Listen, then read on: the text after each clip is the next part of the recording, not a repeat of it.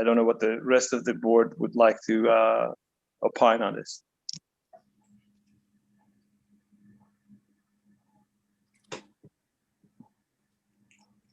I agree. I mean, I feel badly for the resident, but the work had been done, and you know, I'm glad you didn't pay the whole 11,000. Yeah, again, I also feel bad, but I mean, we did the job, we did our part, and we can't just keep on. If every other residents want to do the same thing and ask for a refund, and then we just be losing money every year. So we did our part, and you know, we're not asking for the rest of the 5,500, but I think the 5,500 you paid already covers our expenses and our costs that we went through. So, and I feel bad. I'm sorry, but it is the code.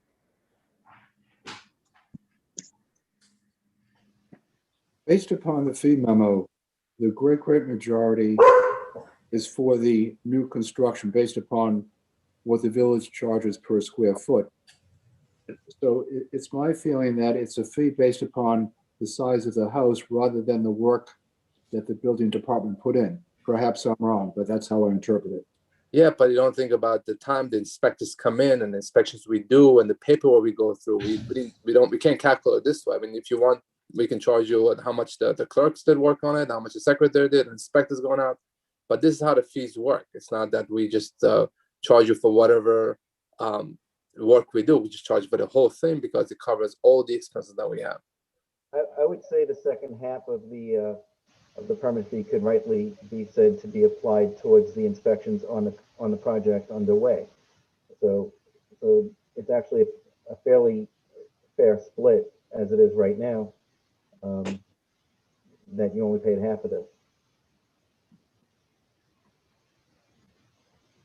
Yeah, we could actually easily come tell you that you owe us $11,000, and you only paid 55, so you owe us the other 5,500 because we did our job.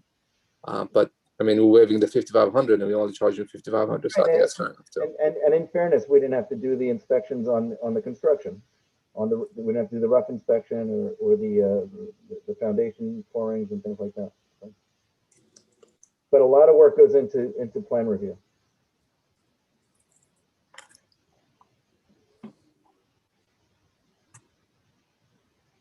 Okay, I thank you for your time then. Sorry. Okay.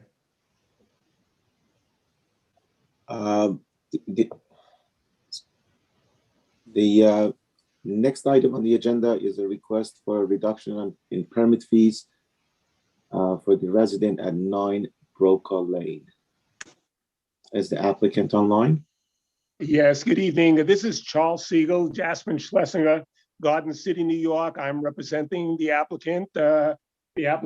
Stephen and Malka Ismach at 9 Brokaw Lane. I believe Rabbi Ismach is online as well. Yes, I am. Can I proceed?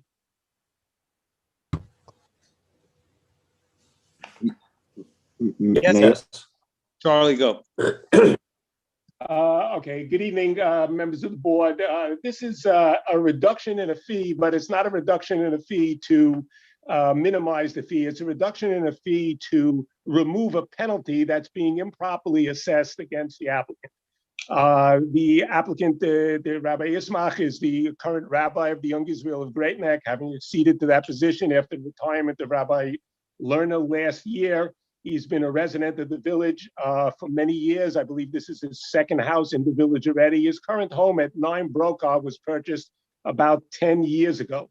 Apparently, unbeknownst to him, although there was some indication of it in the municipal reports, the basement of his premises that he bought had been finished without the benefit of a permit back sometime before 1987. He purchased this house in the early 2000s, about I believe 2009, 2010.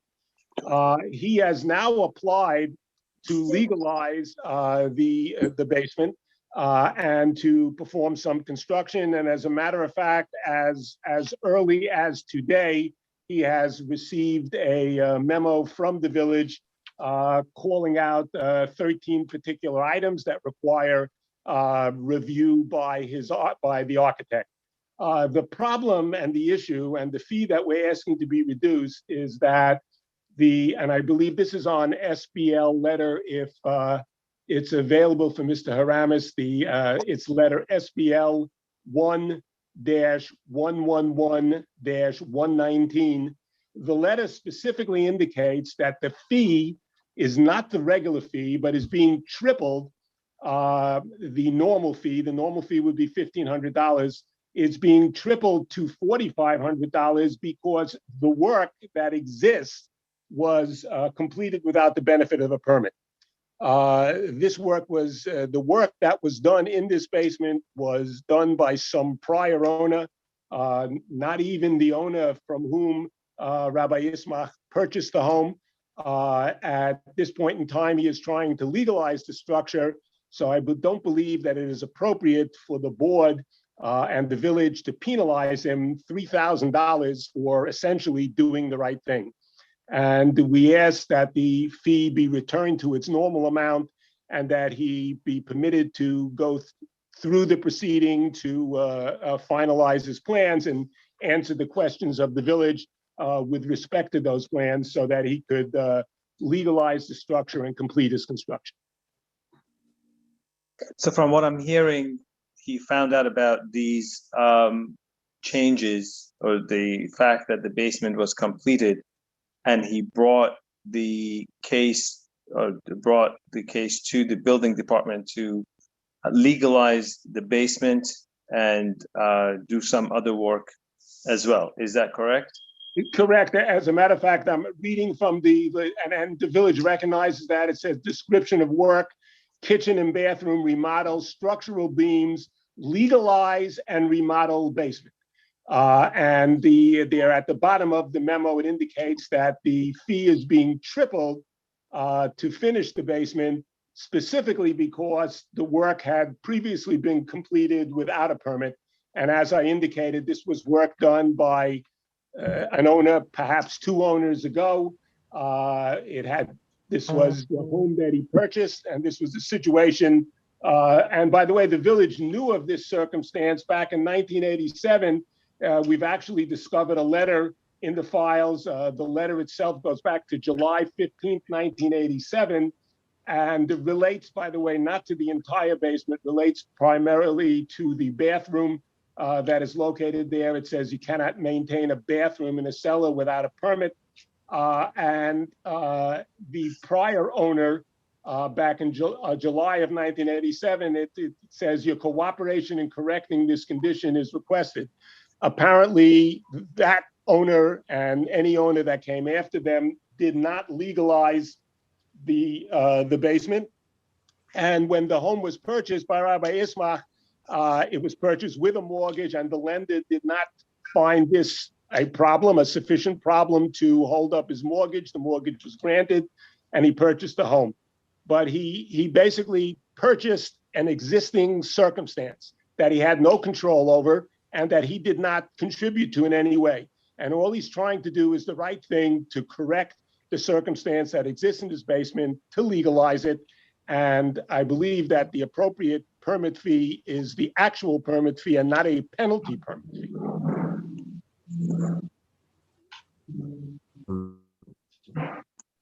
Mayor, under your code, you have the power to reduce the trebled fee for any good reason.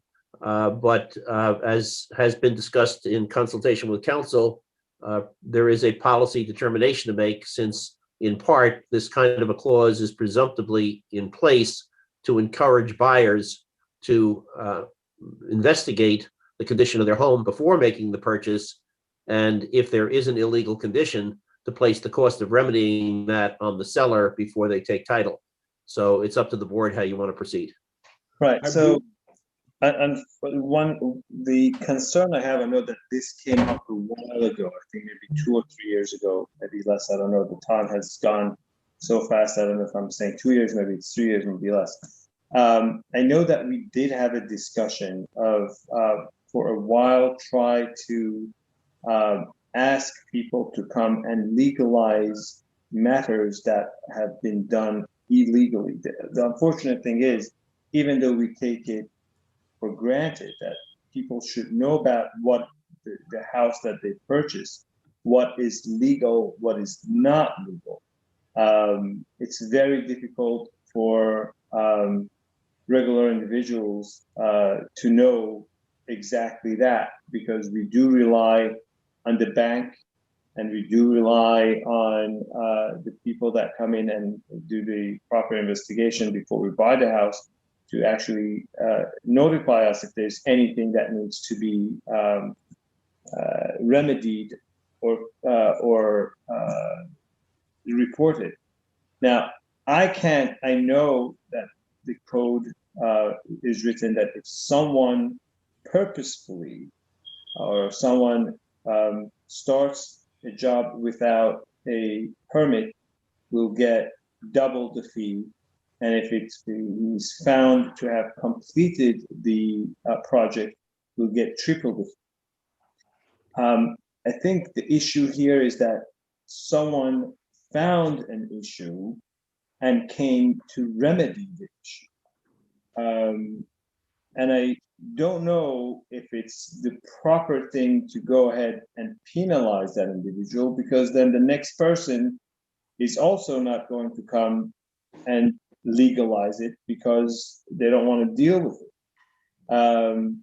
We did have I think, I don't know if it was 2 or 3 years ago, that we had a period of time that we asked people to come in if they know that something is illegal, to come and remedy it without a penalty.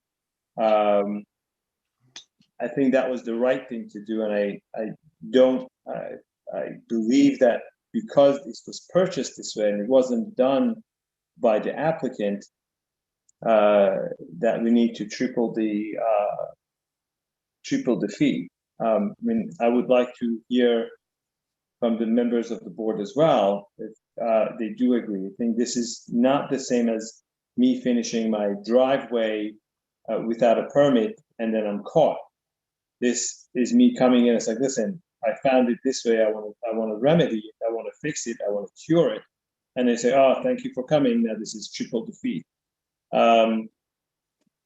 I think it would deter other people to come forward if they have something that needs to be remedied.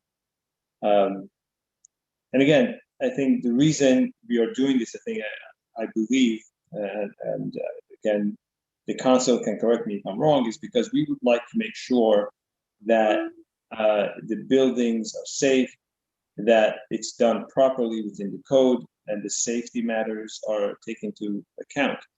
And if that's the case, and this applicant is coming in to remedy the issue, I don't think penalizing the applicant is the proper way of going. That's my 2 cents, but I would like to hear the board as well. I think the expectation when you buy a house is that the title company and the bank, they're all doing their due diligence to make sure that things were done appropriately. So I don't think we should put I don't think the expectation is that the first time homeowner or home purchaser knows everything to look for. You rely on the professionals. And in this case, they unfortunately didn't pick it up. And I agree with you. I don't think we should penalize the, with the triple fee. They came forward to do the work appropriately and to legalize it. I think we should just leave it as is. I mean, the 1,500 permits need to be applied, but I don't think the tripling the fee is the appropriate way of doing it. Again, just because I do believe that this will deter other people to come in and legalize their illegal residence. I think we are going to actually create more unsafe properties if we triple the fee. That's again, if anyone has a different way of looking at it, I'm more than willing to listen. I just don't see it. My issue with this is that now if we do this, then anybody can come do whatever they want in any of the basements, create whatever they want, and then later on come in and say, I want to make it legal and just pay a regular fee. So there No, might this be is things the- that There's a Right. paper trail here, though. There's a looked at the difference. paper trail. there's a paper trail, I understand that, but again, I prefer everything to be, I mean, in this case, I understand that he's trying to do the best, and I don't agree also with tripling the fee. But I don't want to set a precedent that anybody can do whatever they want and deal with the consequences later. Again, when you buy a house, you have to check everything, and then I think the title company didn't do it correctly either, to make sure that everything is built correctly. But I agree also with you guys that, tripling the fee on it's not right, and you came forward to do it. So I think just the regular fee will be okay, not to triple the fee amount. So The penalty.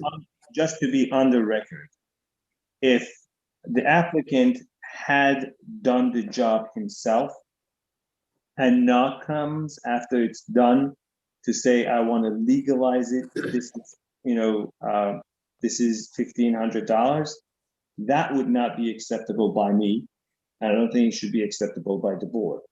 But the fact that he is an innocent sort of bystander, and everyone else who did their due diligence or should have caught the issue did not catch it, and now he's coming to fix the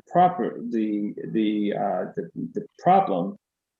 Penalizing this person is going to deter anyone else who is in the same situation to come in. That's the way I'm looking at it. Steve, Hope? Yeah, I agree that he shouldn't be penalized totally, but just to set a precedent, something should be paid in a penalty, but not triple. Bart? I'm recusing myself. You're recusing yourself. Okay. All right. Peter, you want to just, I think, you want to just go ahead and present it and see what the board would want to vote? The resolution would either grant or deny the request that the penalty be waived. The code permits you to insist on the penalty, waive the penalty, or pick some number in between. You are authorized by your code to reduce the penalty if you so choose, from whatever it is to whatever it is you want. So again, I point out to you that, the concern here, the policy question, is to what extent do you hold a purchaser responsible to find out whether everything in the house is properly legal or not. In cases where you truly have an innocent party, the board may weigh in favor of that and waive the penalty. In cases where you think there was perhaps too much casualness in the inspection of the premises at the time of purchase, you may choose to reduce the penalty from triple to double or some other number, or in a given case, you can waive the penalty altogether. I just caution the board that waiving the penalty altogether does open up the door to a purchaser who is aware of an ill situation existing in the house and does nothing about it, and then at some later point in time comes in and says, "Oh, I didn't know about it," inaccurately, and doesn't pay the proper fee. He bought the house choosing to accept that the finished basement was there, if in a given case. I'm not suggesting this applicant did that. I'm just saying that a given applicant could simply choose to buy a house that has a finished basement and no certificate of occupancy, and then later claim he didn't know about it. So that, I think, is the issue that the board wants to balance as a matter of policy.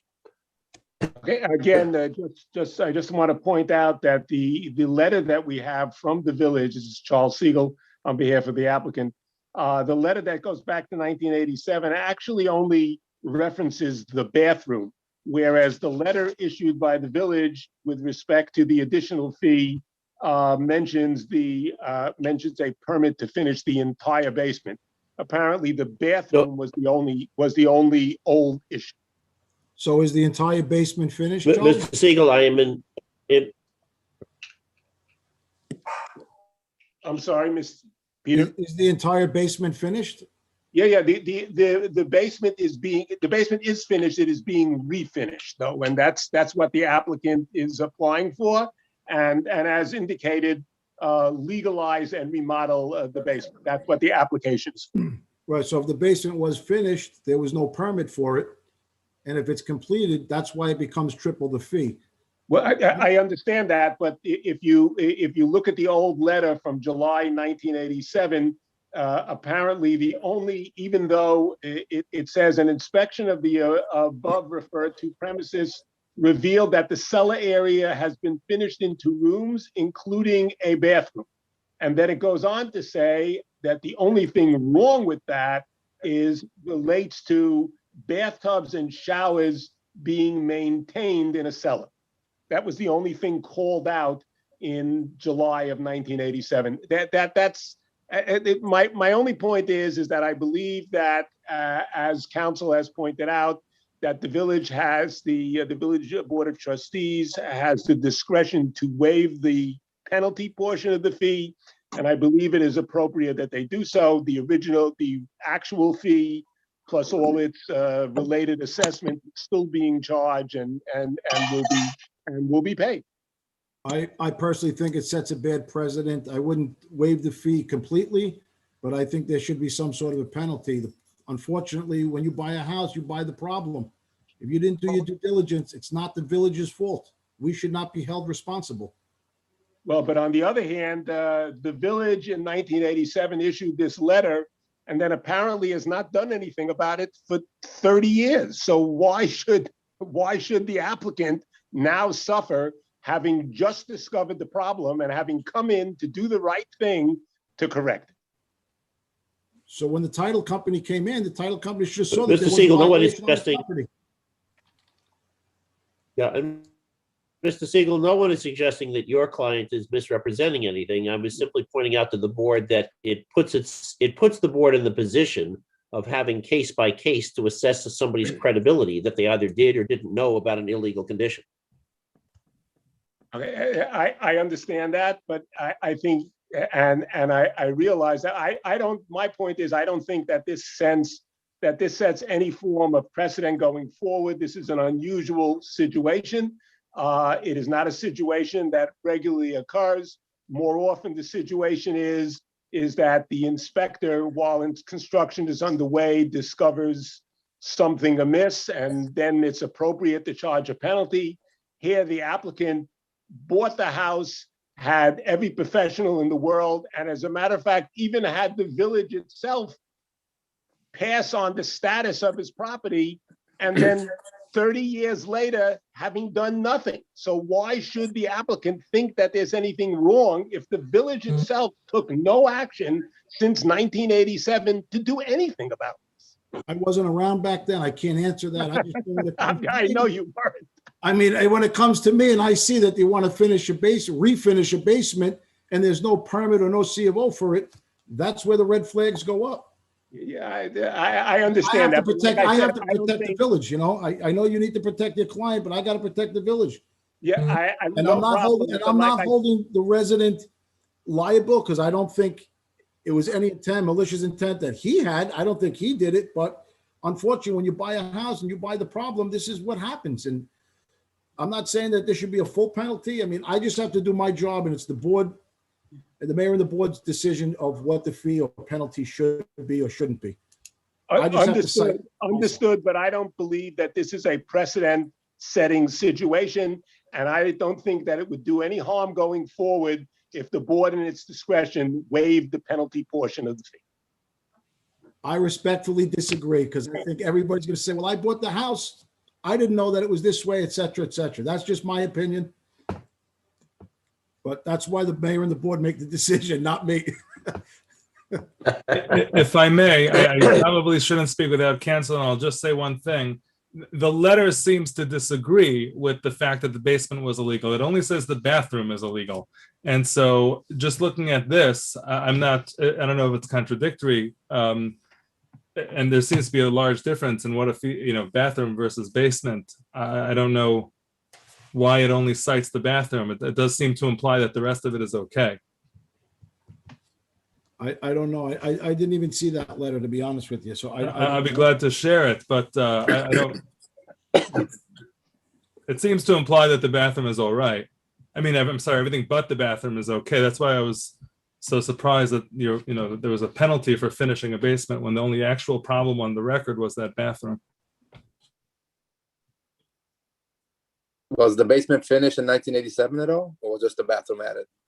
It was completely done in 19. I mean, if you come down and look at it, you'll see it's got to be maybe 1977. I'm not sure. The letter indicates, the letter from 1987 indicates that it says, and I'll read it, it says, an inspection of the above referred to premises on July 13, 1987 revealed that the cellar area has been finished into rooms, including a bathroom. So it's And then it telling you that says- it's finished, including a bathroom, not. Okay, just then a it bathroom. says, but here's what it calls out. It says, in accordance with the provisions set forth in chapter 210, section 210-1128, no equipment or fixtures designed for bathing premises, including bathtubs and showers, shall be installed or maintained in any setting. About a penalty of 1,000 and move on. Steve, if you wanted to put a bathroom in a basement, what would be the fee? Today, Yes.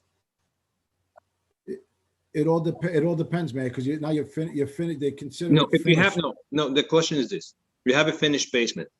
What would be the Okay. fee for a finished bathroom? To It put a would be, bathroom? it would be a building permit, it would be a plumbing permit. Yeah, And there application. is, I believe, Mr. Aramis, the letter issued, the fee schedule issued to the applicant as of April 16th had an application fee, a construction fee, a plumbing fee, and a mechanical fee. It's only at the point where it indicates the base fee. It shows the base fee is $4,500 instead of $1,500, saying that it represents triple the normal fee because of the work having previously been completed without a permit. So the fees related to the construction, plumbing, and mechanical are already computed and part of the fee that the applicant is more than willing to pay. Again, by the way, apparently the village back in 1987 never issued a violation and never ever followed up on what the inspector found. So therefore, both the title company and the applicant and everybody who had anything to do with this purchase basically thought that it was a non-issue.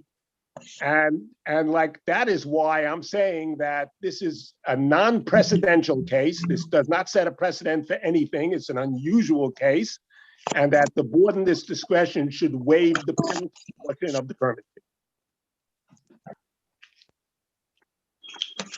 Again, I'm going to ask, what would be the cost if somebody wanted to put just a bathroom in the finished basement? It's an application fee, a building permit fee, and a plumbing fee. How much is that? Off the top of my head, I don't know, because like I said, it's application fees, it's fixtures, 2 fixtures, 3 fixtures. It's $100 the first fixture, $20 each additional fixture is $140, plus the application fee of $100, building permit, $200 plus cost of construction. So will you say about $600? Yeah, $600, let's say, give or take. Okay, I would suggest $600 penalty fee and that's it. On top of the permit fee for fixing the basement? Yes, I mean, What is the fee for the basement? Was that I mean, 1,500? if that's, and the reason I'm suggesting this is because if the applicant knew about this, then we'd say, maximum $600, all those things. But again, I do believe that this may deter other applicants from coming in and correcting the issue. And I do appreciate the applicant's honesty by doing so, because you could have just ripped out the whole basement and said there's nothing there. So I appreciate the honesty. And I think what the mayor is suggesting is a very fair deal. Very fair. Do we vote on this? Charlie, you okay with this? Yeah, Rabbi, basically they're I got it. I got it. I'm, yeah, thank you. I appreciate the sentiment. Yes. So just to be Do I clear, understand the suggested motion is that the penalty would be, $1,000 on No, top of the No, 600, 600 on top of the regular fee, correct. Yes. right? Is that, Mayor, do you wish to make that as a motion? Yes, please.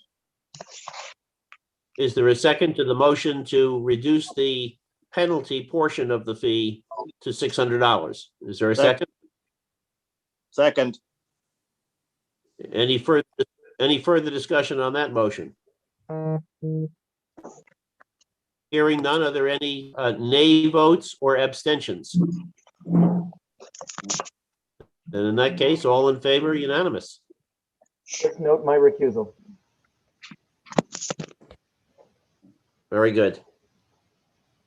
Okay, yeah, that, thank you. I appreciate the board's assistance. Have a good evening. Thank you all. Have a good night. Good night. good night. the next item on the agenda is a request to park in the municipal parking 1A, which is north side of the parking lot, closer to Hicks Lane by Hatsala Ambulances, which is the volunteer ambulance. Is there a representative of the ambulance company online? Hi, it's Avi Akavad and Leon Hakimian as well. How are you, everybody? Hello. Would you like to reiterate your request and the reason that you are seeking such a permit to the board? I wanted to thank you guys. I know it's been a tough year, and I always wanted to thank the first responders. I know you guys are here new to our village, and to our peninsula. I just wanted to thank you. I know you guys put in a significant amount of time and got many calls in the past year. And I know many of you actually got COVID from the patients. So I really, really wanted to appreciate what you've done for the people in our peninsula. No problem. Our pleasure. It's our honor to serve the community. Okay, go ahead. All right. So the main issue we're having is, so the way our system works is we have a dispatching system where the members themselves carry all their equipment in their own personal vehicles. All vehicles are licensed by the Department of Health. They all are equipped with life-saving equipment such as oxygen, trauma kits, AEDs, and the like. And we basically, anytime a call is put out and the dispatchers, announce the call in the area, we are dispatched to the scene directly, and we go directly with our cars. Our cars are equipped with lights and sirens that are authorized by New York State, and we head directly to the scene of the emergency. And then we have a member who heads and picks up the ambulance, and he brings it over to the emergency. So we require vehicles only because that's where our, vital life-saving equipment is. That's where it's all located. And basically, when we go to synagogue on Sabbath or any other Jewish holidays, we need our vehicles with us. And the issue we're running into is anytime we park our vehicles on Friday night, especially, or any other Jewish holidays, we do get tickets for overnight parking. So we're asking for 2 spaces for the Sabbath and the Jewish holidays. Mr. Mayor, may I just chime in here? Yes, please. Mayor, we have had other requests from other ambulances and volunteer firefighters as well for such requests. I would say the easiest way to deal with the situation would be to issue a permit, just like the one that we issued last week, a temporary permit that could be renewed on an annual basis that would allow whoever is a holder of that permit to park from, let's say, sunset to sunset from Friday afternoon through Saturday night. And it would be valid only on the weekends, which is only on Saturday, as well as any Jewish holidays, that they could park only near the Hicks Lane, which is to the north of parking lot 1A. And the expiration for it would be July 31st of each year, that it can just be renewed on an annual basis. So in the future, if it's no longer needed, that permit can be discarded. Okay, Is that something that the board and the mayor would like to entertain? Yes. Man, can I just clarify something? They're saying 1A, but 1A is where the clock tower is. I believe what I meant was north of 1A near Hicks Lane. So Well, that's parking lot 1. That's not 1A. That's parking lot 1A is by where the clock tower is, by the convenience store there, the little the fruit market. right next to the Eden Farm. Right. No. Yeah, That's you're talking about Hicks Lane. That's just lot 1. That's the Right. one closer to the Rainbow Shop, right? So this I is have by Eden Farm. What They is want it? farms. I'm sorry, Steve, can you repeat that? So it's for by Eden Farms is that's where they want to park. No, Is that No, correct? no, Rainbow. Louis is, that is By by- Rainbow. Rainbow we're talking about. closer to Hicks, parking lot 1, closer to Hicks, to the north of, closer to Can you Hicks. show it on the map, Abraham? Can you put it on the map? Can you show us? I can show you, sure.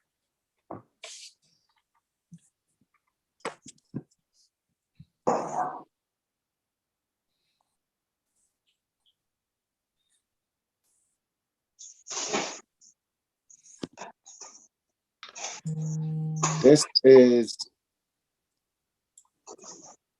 here is Hicks Lane. And I believe if you issue a permit, it would allow them to park in any of these spaces in this area.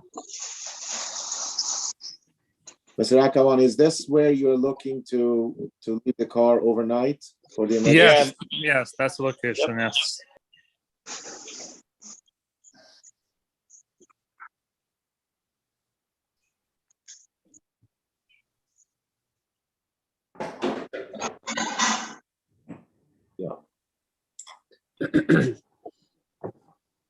Is there any question or concern regarding this?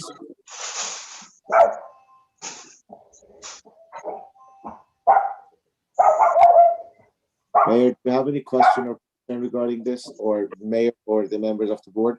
Concern what happens if there's a snowstorm and they're clearing a lot? Is that the issue? Is that to Louis? Yeah. Louis? There will be an issue if it's over there overnight. I mean, obviously, if it's parked in one, we have cars that are parked overnight in the parking lots as well. We generally try not to block those cars in. As long as we know what that car is, then we'll try and keep the snow away from it. And if they parked it in a spot that was not in the middle of the lot, but in one of the corners would be better.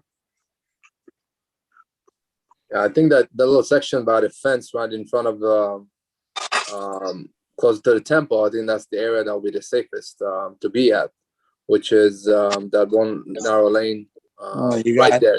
Yeah, that thing. I think that'll be the safest. No, Louis? Some of those are already overnight spots. I think some of those are already overnight spots. And I think 2 of those spots are handicap spots. So people parked there overnight already, you're saying? Yeah, I don't have any permits to it, but I think they're already overnight spots, yeah. So what would you recommend will be the best spot Well, for them to park that wouldn't interfere with you at all? You can either put them there, or you see the 3 spots here on the others, just, North of those spots you're talking about, right?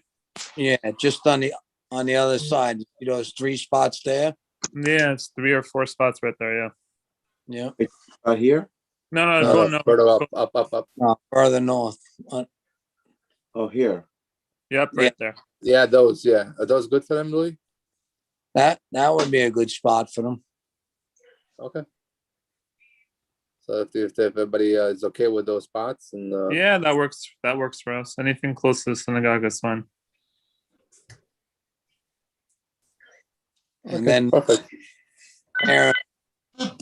Mayor, if you want me to make a special sign for those that says reserved parking on a Saturday night, whatever, we could figure out the proper wording, but permanent spots for Saturday night.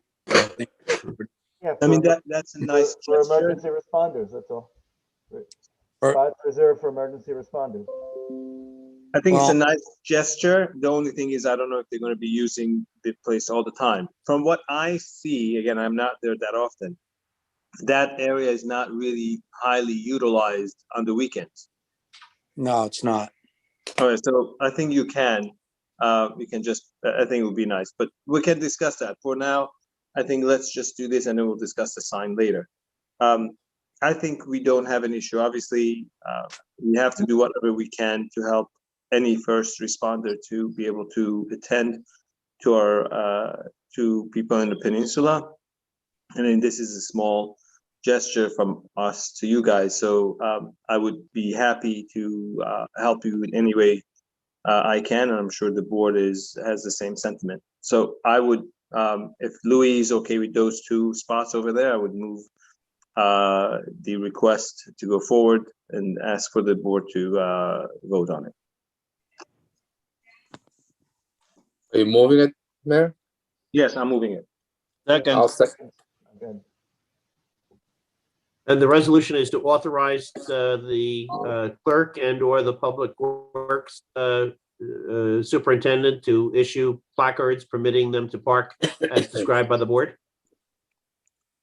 Yes, Yeah. they need to have the permit on the dashboard, but yes. What time are you going? Okay.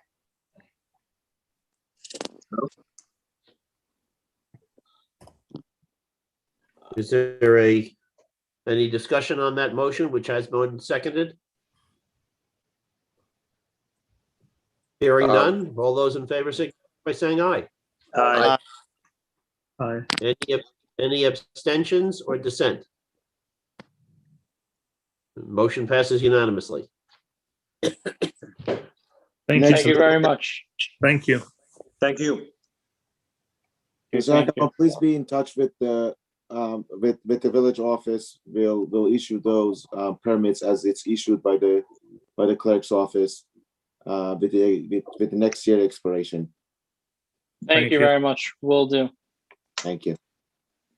The next item is the item to appoint election inspectors. This year election will be on Tuesday, June 15th at Village Hall, starting at 7 a.m., going through 9 p.m. with the extended hours. The last meeting, board by the resolution approved hiring inspectors from the list that is provided by Board of Election from Nassau County and not just limited to the village of Great Neck. We have interviewed, Brian has interviewed various people from the list, and these 5 individuals currently are available to be inspectors during those days. Jean Simboli, Gilda Tornado, Bahar Hakimian, Elizabeth Salamat, and Sal Tornado, I'm sorry. His last name is Tornado. Say tornado. No, it's the correct name is Tornado, and Gilda is not Gilda, is Gilda. Okay. Is there a motion to appoint these 5 election inspectors for the June 15th election. So moved.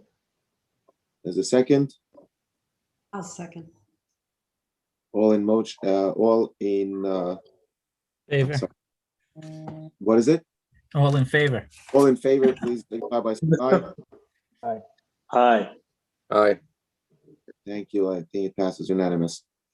I didn't hear trustee Hope.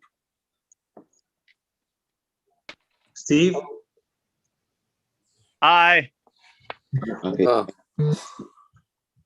The next item in the new business is resolution to declare surplus of the equipment that is recommended by DPW. The list of it is in front of you right now. Mr. Massaro? Mayor and board, this is equipment that is no longer in service. I've already turned the plates in. The insurance company won't remove these things from our insurance list as long as these things are on the property. I don't know if you guys are aware that on June 1st, the insurance policy renews. And if these things are still in our possession, then these things will be also renewed for 12-month policy. I'd like to get rid of them or put them for auction as soon as I can. I've typed up stuff for Auctions International to give it to them. It's just a matter of if the mayor and board is okay with it.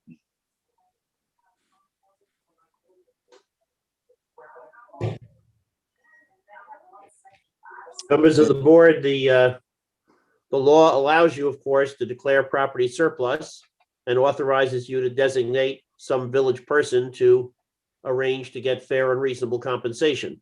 There is no particular methodology, auction or otherwise, that is required by law, although presumably to get fair and reasonable compensation, testing the marketplace is the best way to do it. But whether it be one website or another website, or whether it be the superintendent of public works or the village clerk or the mayor, is left to the discretion of the village board. In the past, we've sold them in different ways. We've had auctions at the yard through different auctioneers. The best success that I've had with getting rid of equipment in the past was going through an online auction where they list the vehicles on there and then they sell them right from there. Because you have the most eyeballs on them at that time. If it's online. Right. Right. When we've had them at the yard, we're really relying on the auctioneer's clientele to come out to that auction and start bidding on stuff. Just my experience at doing it online with an auctioneer company, and all of these places take a small fee. Sometimes they do a buyer's fee to people that are buying it, and sometimes they also do a seller's fee to us. I have the contract, an old contract, but I could get the new one from Auction International, or if you want to use a different company, that's fine too. We're not voting on which company we're using, right? We're just voting on this is going to be called surplus. Yes. Well, Mayor, that's up to you. Administratively, you could direct how it be done later. The board could authorize you or your designee to sell but without specifying the particular methodology, as long as you obtain fair and reasonable compensation. Right, I think that's what we're going to do, because obviously we're going to sit down with Louis and find out exactly what the best way is. For now, I think for the sake of time, we designate these 5 items, I think. Was it 5 or 6? I don't. It's 5 items. 5 items as surplus, and then vote on it, and then move on. And I think we're going to discuss it to find out what's the best way of selling them to get the best value. The So we're waiting for a motion to declare them surplus? It would be a motion to declare the items surplus and to authorize the mayor to sell them at fair and reasonable compensation. So moved. Second, Any discussion on that motion? Hearing none. Any dissent or abstention? Hearing none. All those in favor, say aye. Aye. Unanimous. Okay, now we're going, Okay, unanimous. thank you. We're going back to the old business. The first item under old business is 777 Middle Neck Road for site plan, architectural, and facade review. Good evening, Mr. Mayor and members of the board. Paul Bloom, Harris Bloom and Archer, 445 Broad Hollow Road, appearing on behalf of the applicant. We appeared before you. There was some issues relating to the facade of the building and the materials. I believe everything else associated with the request that we were making and making again this evening has been resolved. Following a meeting which was suggested and attended by the mayor and the applicant and their architect, we've come up with another proposal with respect to the facade of the building, specifically the materials. The question that was raised, I believe, at the last hearing related to the quote-unquote warmth of the building. That the structure itself with the materials that were being proposed didn't provide what was considered to be something consistent with the general character of the village. We've come up with a solution, and I'm going to ask Brian Newman, our architect, to please go through the materials, the changes that have been made, both to some of the window structures and also the materials. Brian? So we will just FYI, we have disabled the public's ability to share the screen. So Abraham will pull up the revised, updated drawings. Just for the record, also, we have dropped off hard copies of material copies or products of the materials that we're choosing here, both with color and also the type of material. Generally speaking, what we are talking about now are materials that can consist of brick and also a stone material, as well as a limestone material, as well as a man-made product, a wood product here called romantic walnut wood. There's also black window frames, but again, I'll let our architect go through this in greater detail. We believe that, in fact, there was reason to make these changes. We believe these changes address not only our concerns, but also the concerns that were expressed at the last meeting. Thank you. Thank you, Paul. Can we go straight to the next slide, to the rendering? I think that'll, thank you. Best depict the changes here. Essentially, the massing has remained the same, and the architectural accents have remained the same. The greatest change, in order to warm the material up to make it feel more residential and to work within the confines of the surroundings of the neighborhood, was to eliminate all the stucco or ephes material and make it a masonry facade. So the backdrop, if you will, of the building is the masonry or the brick that you see there. The limestone is true limestone. As we discussed previously, we added some score lines to better represent the jointing in those accent bands and surrounds around the window. So that still remains. And then the truss material, which is the wood look, remains at that second floor spandrel location in that horizontal banding. The windows were also improved upon here just by adding some more realistic depth on the frames. Can we go to the next view, please? So what we also did was take into consideration, there was a concern about too much glass on the ground floor, specifically in this corner. This is the corner of Middle Neck Road and Gutile. If you recall previously, this was a completely wrapped around glass corner on the ground floor there, which the program behind here is the recreation and meeting room for the residents of the building.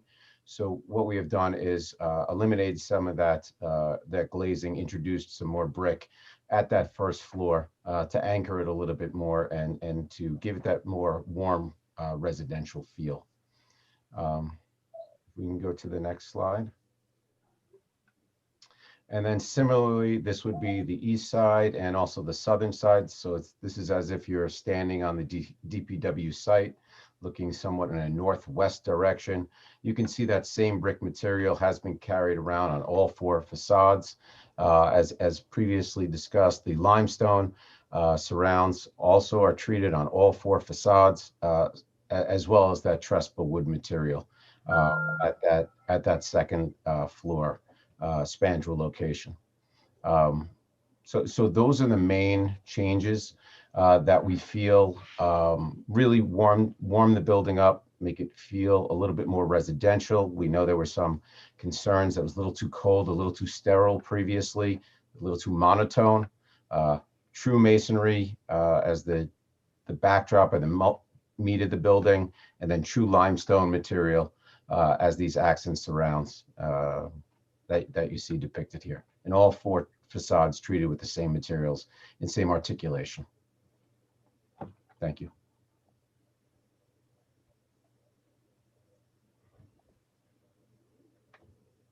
Hi, I wanted to congratulate you. I think this has significantly changed the previous presentation to a much warmer, more residential look. I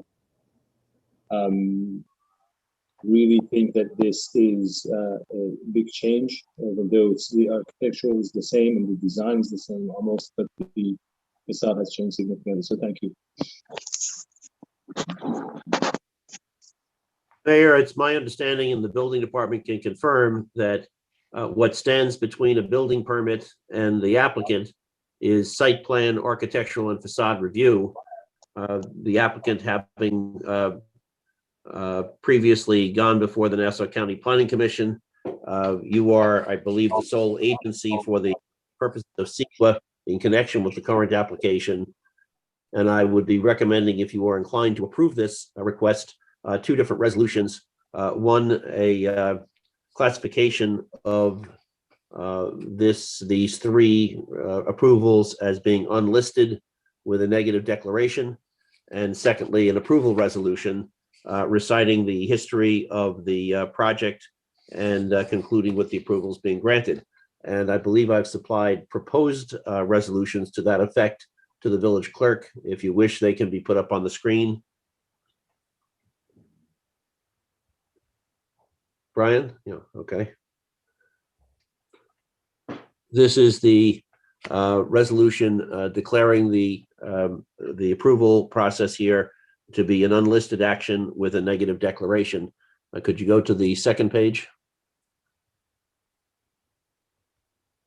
And you'll see those are the three resolved clauses.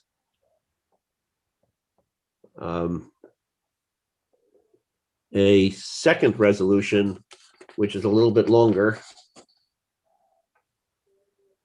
That's here is the approval resolution, which again, through a series of whereas clauses, recites the history of how it came to be before you, noting that you had held a hearing previously, and that you on that hearing was held on March 16th, was closed with permission for the applicant to supplement the record with visual image renderings of the proposed structure, samples of the building materials, and an amended site plan showing the sound barrier. And the building department has advised me that all of that has now been done. You've now seen the amended facade, and you are teed up, if you wish to do so, to now approve this for a site plan, architectural, and facade. And I would note that the village engineer sent a letter to the village on March 11th, indicating that the village engineer was satisfied with the site plan.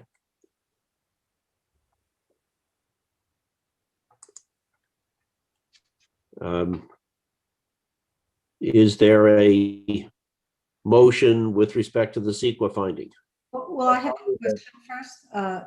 I noticed that east of the arborvitae that was the sound barrier, I noticed that there's a short wall there. I don't recall seeing that before. Is that something that was added in addition?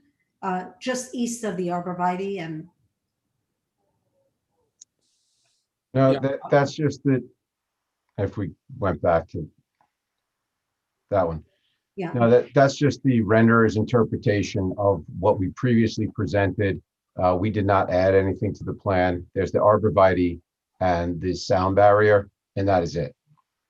So let me ask you, is the sound barrier on the east side of the arborvitae's? The sound barrier is actually on the west side on the top of the retaining wall, per our detail that was previously submitted. This is, okay, could you do me a favor? If you can go back to the, I think the north, is this, yeah, this is the north, okay? And then I think the east facade. But is that low wall going to be there? Go to the previous slide.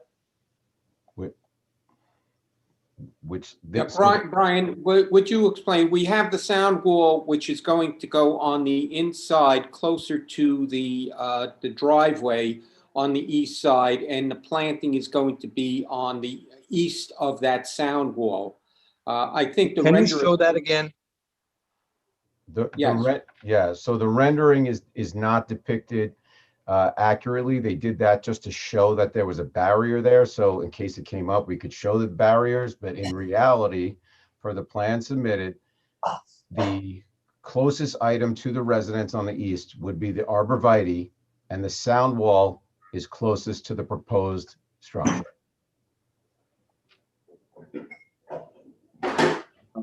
You wouldn't see it in this drawing. Okay. But, No, but but it would be located right Just go here. back to the 3D presentation again. Right, and on the east facade, Keep going. That's the west. this is the west facade. So This what is I'm the east. so what I'm saying is the renderer just showed the sound barrier there, so it wasn't questioned that we weren't providing a sound barrier. But in reality, the arborvitae and the sound barrier are reversed, and the sound barrier is closer to the residence, and the arborvitae to the proposed building, and the arborvitae is the barrier between the single-family residence and our proposed building. So because it appears that this looks like a retaining wall, but this is the sound barrier, correct? It's a PVC sound barrier, correct? Okay, very good. Oh, that's all I want to know. All right. And it's going to be on the other side of the arborvitae. Correct. Brian. Yes. Yeah. Louis, quick question. So you're calling it a sound barrier, but it's kind of sort of like a fence, no? It's an acoustical sound barrier that is made out of PVC material, but is meant for sound deadening. Because the image makes it look like a wall. I just want you to make it clear that it's more along the lines of a fence rather than a concrete wall. Yeah, it looks like a PVC fence. I believe we showed it last hearing. I don't quite recall. How high is this going to be? Let me just double check. We called it on the site plan. Just give me one moment, please. It was maybe 4 feet high. 4 feet. It's a 4 So foot we high have- vinyl panel fence, as indicated on ST 101. Unlike a normal fence, a PVC fence, this fence has a sound deadening product which is within the core of the fence and is meant specifically for purposes of sound There you go. attenuation.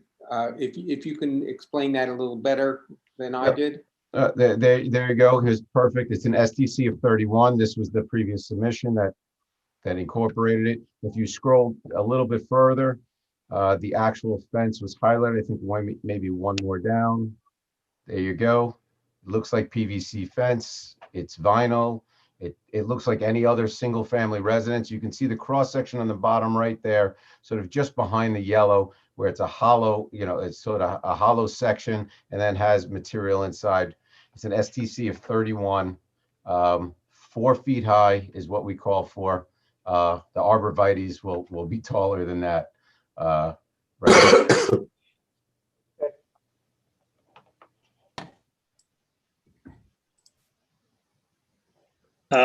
I know that we are allowed to have fences that are about 6 feet tall between residential and commercial. And I know that this is residential, but it's a multifamily, which could possibly be considered commercial. Am I correct, Steve? Aramis? Yes. So they would possibly be able to put a 6 feet high. I just don't know if it's going to look nicer. But why do we need 6 feet? It's to prevent. If it's going to, I mean, I don't know if 4 feet is going to deaden the sound. Again, I don't think there's going to be so much sound. It's to deaden the sound of an occasional vehicle going in and out of the garage. Right. All right. I'm okay I'd with just like to 4. point out that it is on the top of the wall that is adjacent to the ramp. So it's really only at the very entrance where the vehicle is at sort of grade, and then the vehicle is going lower than grade. So you'll have a retaining wall, the natural landscape is dropping as you enter into the grade, so into the garage. So the car is going lower. I don't know if you'll really find any benefit from creating a 6-foot fence. Right, I realize that. Thank you. Okay. And Brian, wouldn't the arborvitaes, being that they're tight together, also shelter some sound? Absolutely, it's fine. It's providing additional sound deadening. Thank you, sir.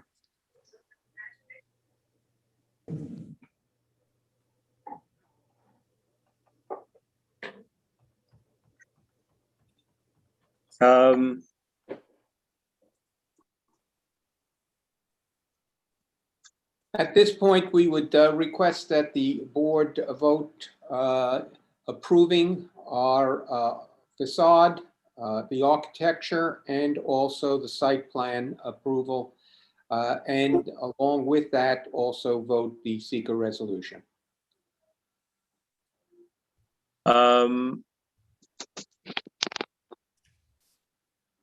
Okay, there was another thing I think we discussed, and I think somebody just mentioned, and I don't know if they decided to do anything about it. I know that we were talking about lights coming out and hitting the house in front as they're coming out of the garage.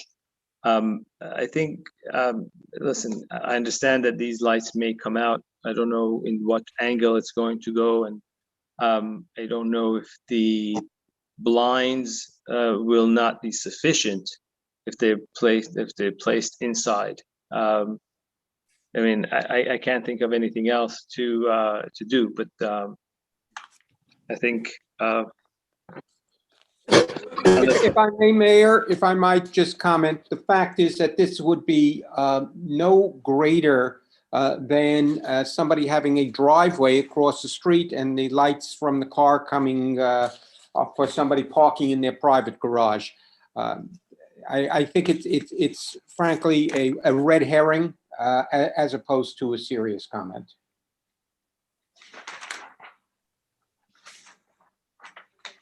Okay. I mean, it's slightly different, but I understand that, again, I don't see so many calls come out in the middle of the night. Okay. Any member of the boards have comments on this?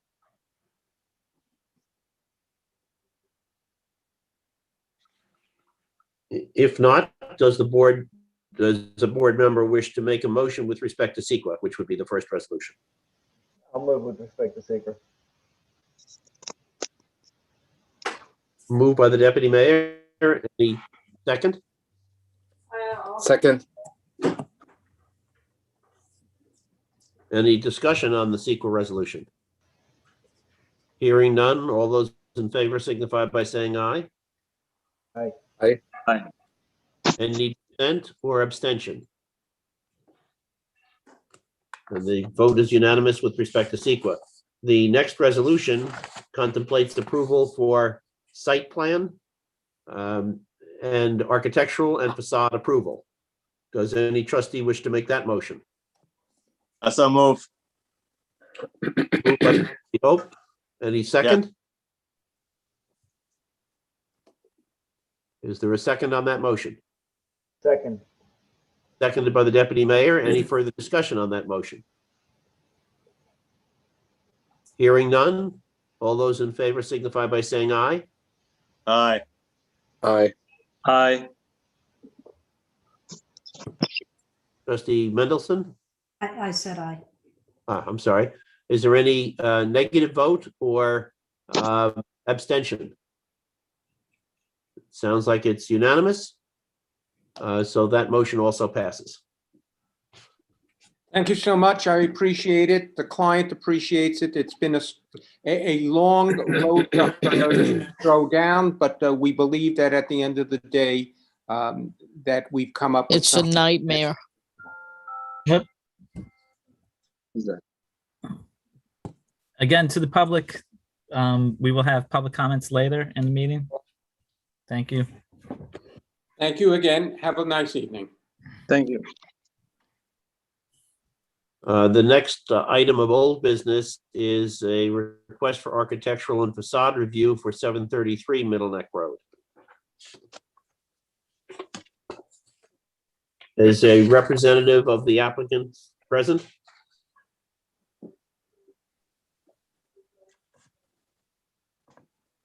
Anyone's here? Brian, is anybody here for the applicant? I see Oz's name up here. Oz, are you there? We can't hear you.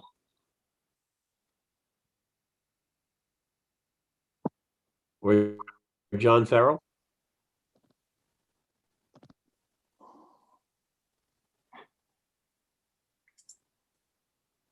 Mayor, in a conversation with Mr. Farrell, the attorney for the applicant, I was advised that they intended to withdraw their request for a roof deck and that they would approach that topic at another time. But without that representation being made by the applicant or his counsel directly on the record, I'm not quite sure how you want to proceed, because the current plans, and I guess I'll defer to Mr. Haramis, current plans contemplate a roof deck. Is that correct, Mr. Haramis? Yes, they do. I see Rabbi Shemsov. You hear me? Okay, I hear Oz. Is that you? Ah, there we go. Okay. Sorry, apologies. I think we had we're trying to solve it. Two weeks thing. We're trying to solve it. Communicate. Okay, again, Oz, you just need to unmute one and keep the volume down on one if you're listening on two devices, so we don't get the feedback.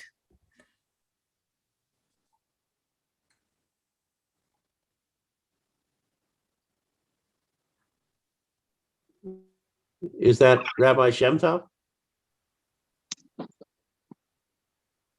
You need to unmute on one of your devices.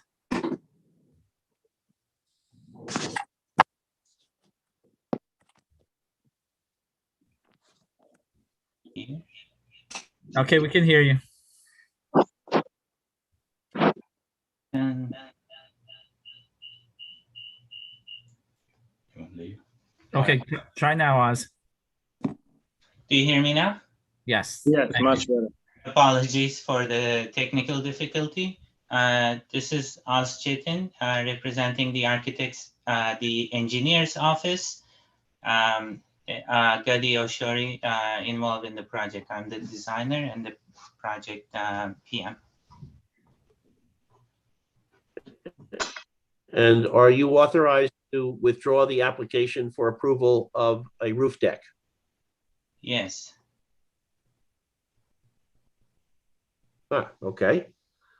With that being said, the board, I think, is now free to go further if you wish to do so and consider architectural and facade review. I believe that you had previously asked for some additional materials to be submitted, which I understand were submitted to the building department. If the board has had an opportunity to review them, you may wish to move approval of architectural and facade review. Yes. And Brian, I believe I prepared a resolution. Does the board wishes to look at the Yes, please. thought first before we move to the?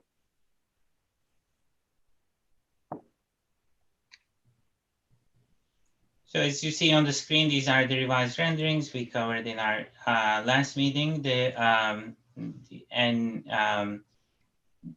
Last time we were asked to submit the physical samples, so that those were submitted before the meeting, and we took the comments for the for more natural finishes and elements for stone veneers and stone and limestone applications. And currently this is the project, and the still a two-tone to break the pattern of a large building to, of the building. It's still two-tone and lighter tone for the primary corners and primary facades. That is it is lighter and smoother texture and finish, limestone. We did submit two options for it. One of them is more shinier, the other one is more honed. We believe a natural look is more non-polished honed look. The secondary facade is like, here is shown as more creamy color. It is, in the gold tones. The stone is called Jerusalem Gold, and it's a similar smooth finish, honed finish. Not rough, not shiny either. And overall, for all the corners of the building in the same material, there's no difference as asked in the last meeting. There's no difference between the rear facade and the front facade to be alternate materials like stucco. So that's no longer exists.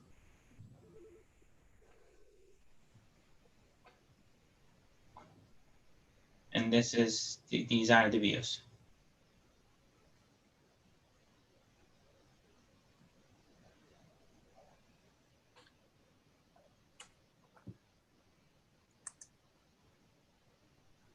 Any questions? Can you show the eastern elevation and the southern elevation so everyone can see those as well? This is the elevation on the northeast corner, on North Road, where the parking entrance is. The other one is, this is the northwest corner of the building, the intersection of North Road and the Middle Neck Road.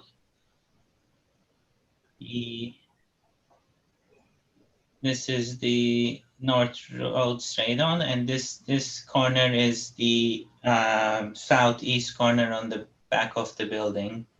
That will be actually between the other lots, so this will be the least visible. So for that reason, the project is proposing to plant trees along the property line, perimeter line, for landscaping efforts and also natural sound absorbing element. This is from Middle Neck Road, you're looking at it, but obviously there's going to be another building or the current buildings between these two wings, correct? Yes, this is the southwest corner looking up north on Middle Neck Road. But yes, there will be a building on this facade, and there will be a building So again, this side will be a lot less visible than what's rendered. Okay. Who the hell would want to live there? There's a question why there are fences on top if you're not doing any roof deck. I think even if they're not doing a roof deck, there still need to be some fences by code. So Wall or railing needs to be provided for either maintenance or any walkable surfaces, either occupied or not. If we provide a parapet wall, it will be a taller parapet wall, and we believe they will disturb the balance of the piers we're creating, or the blocks we're creating, so the height difference will be diminished. But by code, you actually need either a parapet or a railing, even when it's not accessible.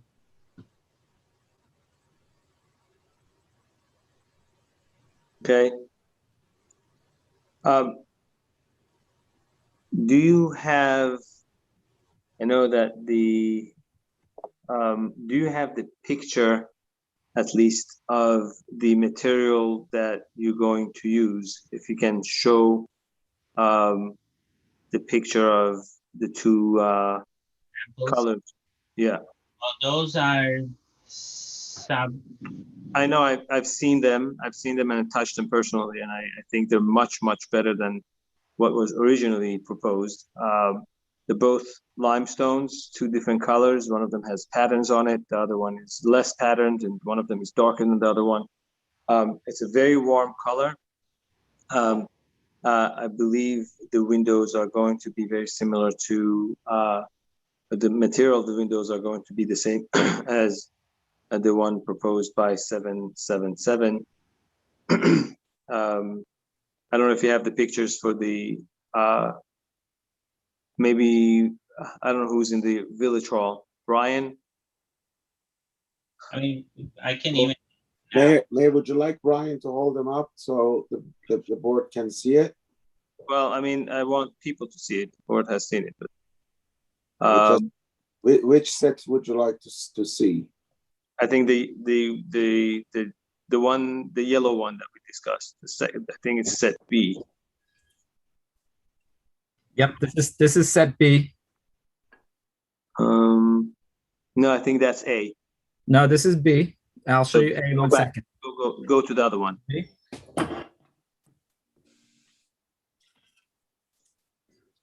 Right. Yeah, this is the more marble look, the veiny. Right. On the warmer color versus the smoother. Yeah, these two are the. Can you go on that? Can you, Brian? Yep. Yeah. Hold on a moment. Maybe I can do that. Hold on 1 second. There you go. Okay, I think the lighter one is the one that is slightly shinier. The other one is more matte. It has the veins. It's a more natural look. It definitely brings a lot of warmth to the building and takes it from the sterile look that was originally presented. I should say more modern look. I shouldn't say sterile. Okay. Members of the board have any questions or? Mayor, may I ask a question? Yes. Can he identify these bushes that are 3 stories high on, I guess it's looking towards the west? I just don't know of bushes that would grow that 3 stories. Some of them almost 4 stories high that they have in this picture here. Cypress grows like that. What's that? Doesn't cypress grow like that? I don't know. It seems awfully high to me. That's all I'm asking. I'm only saying it because my neighbor 2 doors down has cypress trees between them and the other neighbor, and they're about 4 or 5 stories tall. And they're cypress. That tall house? Yeah, between 4 and 6 Beach Road. They're really tall. It probably take 20 years to get there. So I don't think. No, actually, you know what? The ones that I planted by my house, they're almost getting to the 3rd floor. I mean, almost to the roof. And I planted them 6 or 7 years ago. And they were 6 feet tall when we planted them. So if they planted when they're about 8, they grow about a foot a year. So I don't know how tall they get. I heard they get to 25 feet tall. So I do have them by my house. They go very fast. So I don't know. There's a house on Kings Point Road that's a big house that's surrounded with these trees, with these, they look, I guess they're Leyland cypress, but they're really, really incredibly tall. So I don't, Oz, do you want to comment on the trees that are being planted there? So in our earlier meetings, we discussed that to be a mixed type of short and tall trees. And the renderings, it's the favor was more in taller in height because of visibility, privacy issues between the neighbors. So the renderings show a taller version, but there will be a mixed medium, definitely. We don't have the information of specific type of tree in at this stage, but the intention is similar taller heights. I think it should be specified, or at least specified that it has to be approved by the building department before the trees are planted. I think it has to be cypress trees, and they have to be able to reach at least 25 feet height. Oh. I think it's I was gonna say it's a tall order. So I believe we're not changing that since it's been submitted to the zoning board, right? So that was part of that process, and it was outlined there, but I don't have that specific information, the type. So that has been submitted, but I understand. Yeah, it was part of the zoning. So this has been submitted. Okay. We can make comment. If we can make comments on it, we're not making comments on it. Okay, anyone has any questions? I just have one comment that I'd like to say. I think it's very attractive. Hello? Hello? Hold on a second. Bart? I was just commenting that I find the new renderings to be very attractive, and just want to thank the architect and the applicant for going back and doing the hard work to get it to this point.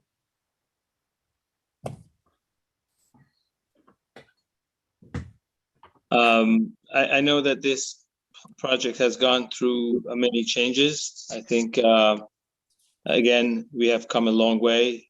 We've heard the community. I know there are people who are against it. There are people who are for it. The building has changed drastically as far as the look, going from stucco to using all natural stone. I think it's a huge change, and it definitely increases the value to the village. As far as other things, obviously we can't make any comments. Those have been already discussed and approved by zoning. So again, tonight's meeting is about the material, the facade, and architecture.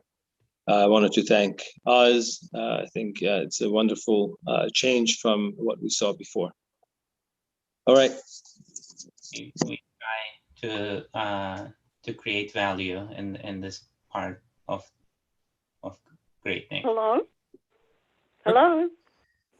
Jane, hold on 1 minute. We didn't get to the public comment. Okay. Thank you. Sorry. Sorry, Mayor, go ahead. Anybody would like to make a comment before? Did we close the public comments on this, or are we still open?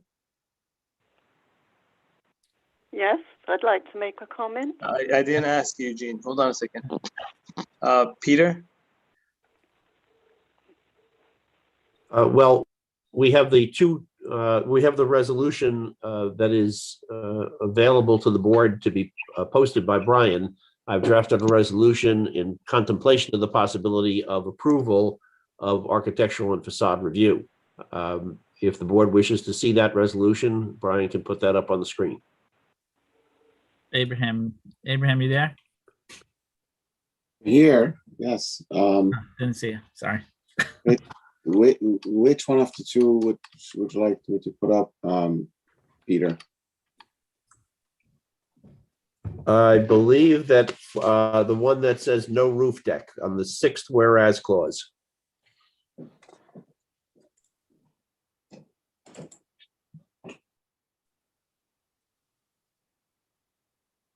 One, two, three, four, five, six.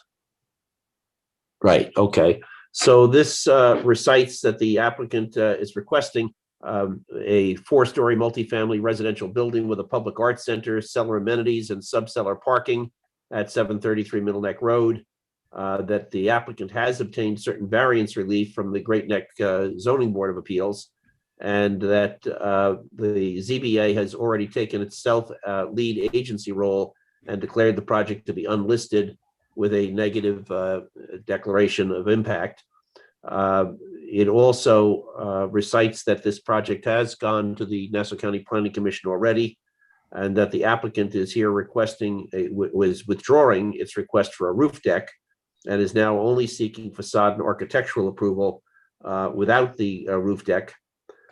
This board has and is taking jurisdiction for architectural approval, because it has that right to do so if it is making, and only this board has the right to make facade approval. There are then some whereas clauses reciting that you have considered the criteria for architectural and facade review. And then it ends with a resolved paragraph on the next page indicating that you are granting approval for architectural and facade applications, subject to strict adherence by the applicant for construction according to the plan submitted to the board, minus the roof deck, and the representations made to this board this evening and at the prior hearing dates, and the conditions of the variances that were granted by the ZBA. If the board wishes to entertain that motion, the trustee may choose to make that motion at this time.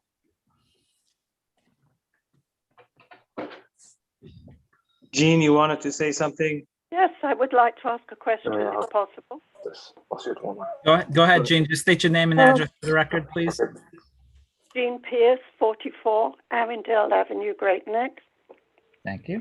Well, I've just heard, I don't know who, it's very difficult to hear on the phone and not see you, but whoever Oz is, I heard him say there would be no roof deck. But Mr. Farrell, who is the lawyer, has not said no, and at the last meeting, he said that the request for a rooftop deck was rescinded for the moment. Now, he is the lawyer.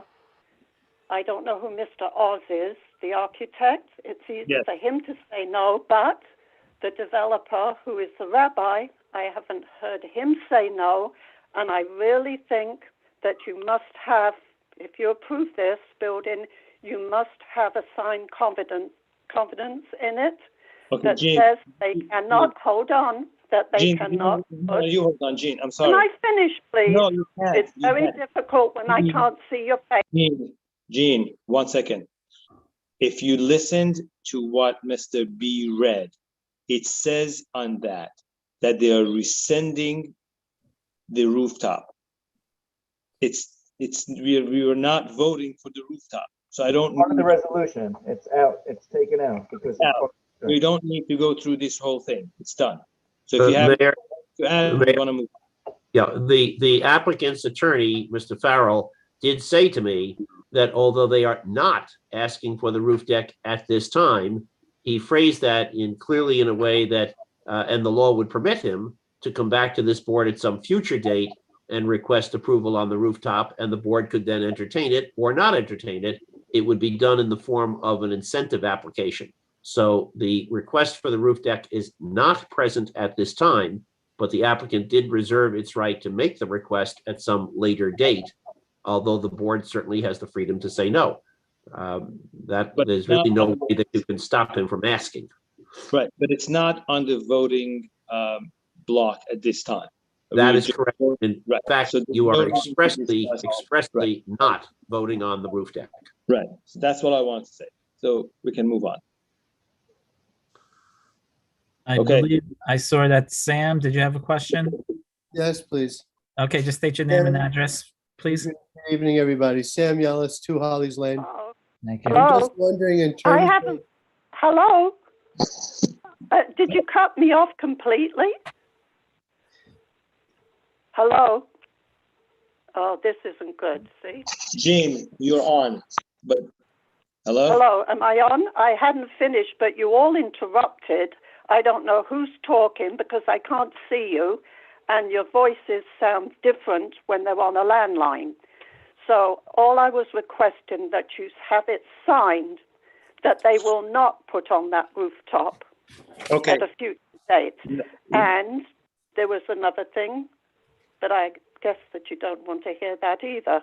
Okay, that should be done, and they should also make sure, because rumors are flying around, that they will not house a synagogue there. Oh, God, okay, Now, no. I have lived here, hold on, I have lived here many, many, many years, as you know, way before your time. And the moment we say no now, they say no now, but later on, they do what they want, and then you turn around and say, what can we do? We can't have them pull it down now. That's not And true. that rooftop No, would I not want be to know allowed. who is they? Gene, who is they? Jean, enough of this conspiracy theory. Okay, can we have, Excuse me, Sam, I you can't wanted hear to- you. What did you say? I think, you're saying they did this. I don't know anything that has happened like that in the past 6 years. So Oh, yeah. when they built this, It happened, right? Oh, please. it happened in the past 6 years? It happens, different people do. In the what they past 6 want, years, and then they- Jean? In the past Yes. 6 years, Jean? Look at Which- what happened on Maple around the corner. That all got passed. They did things they shouldn't have done, but it. Maple? You know what? We're not discussing other places. All I'm saying I don't is know what you're you should talking have about, Maple. Something please don't interrupt. You should have something signed in there, just like we did with the Oxford Plaza, that they couldn't come around. There was a confidence that they couldn't come around later and build something else. Why can't they ask This for a should be rooftop put if in they now. want? If they Because want, why? if they want a rooftop, there's residents there, and why should they have to? It's going to be used for gatherings late at night. They have. If they who come knows in, what, there'll be you're children going up to- there playing. Will you have a key for each resident, each tenant, for that fire door to go up on the roof? That has to be locked at all times. You know that, in case there's Okay, a fire. Jean, if they come, then we'll discuss it. There's reasons for it. Okay, And when they say at this moment, it means they intend to do it, but at a later date when all things go quiet. okay, thank you for your comments. Now. Okay, thank you. Sam? Go ahead, Sam. Okay, thank you. Sam Yellis, 2 Hollies Lane. Just, I think what Gene was talking about was 136 Maple and the things that they did that were approved at the last meeting, but that's not what I'm talking about. What is 136 Maple? I believe, Oh, okay, fine, got it. Got it. Okay. That's So- not a synagogue. yeah, but correct. Just, so anyway, what I'm asking about is in terms of the facade, what's the signage for the art gallery? I didn't see any signage at all. Are they big electric letters? Are they gold? Are they red? Or do they flash at night? What's the story with the signage for the public art gallery? I think everything you mentioned is against code. All those different signage that you mentioned is against our code, and we have not approved anything like that before. I think that's when they come in, they're going to ask for the proper signage. I don't know. I don't think. Yeah, currently, it's usually a tenant fit out of the art gallery, and currently it's not developed, and there's always, as you know, there's always a discussion in these meetings for a signage only permit and a signage only. At the time, I think the owner will proceed with that too, but currently no lit up. I see. 'Cause I just thought that might have been part of the facade itself. But I just don't understand the whole thing about the art gallery anyway. It's being rented out to private people is it like a private gallery to sell paintings, or it's like a museum where the public can just go in to like a public space that has art on display? That's not what's in front of us right now. I know, I'm just asking. I'm not accusing or attacking. I'm just Nobody's asking saying how it you works. are. It's just not what we're deciding. Okay, so you're not allowed to answer? Thank you. No. Okay, sorry to bother you. Sorry, I was just You curious. could ask, but it's just not what we're deciding now. Yeah, it's not a question of deciding. I was just asking how it works, Bart. Sorry to take up your valuable time. Okay. If anybody else has a question? I'm just curious, is there an answer to Mr. Yellis's question? I mean, you know, it's not so unreasonable.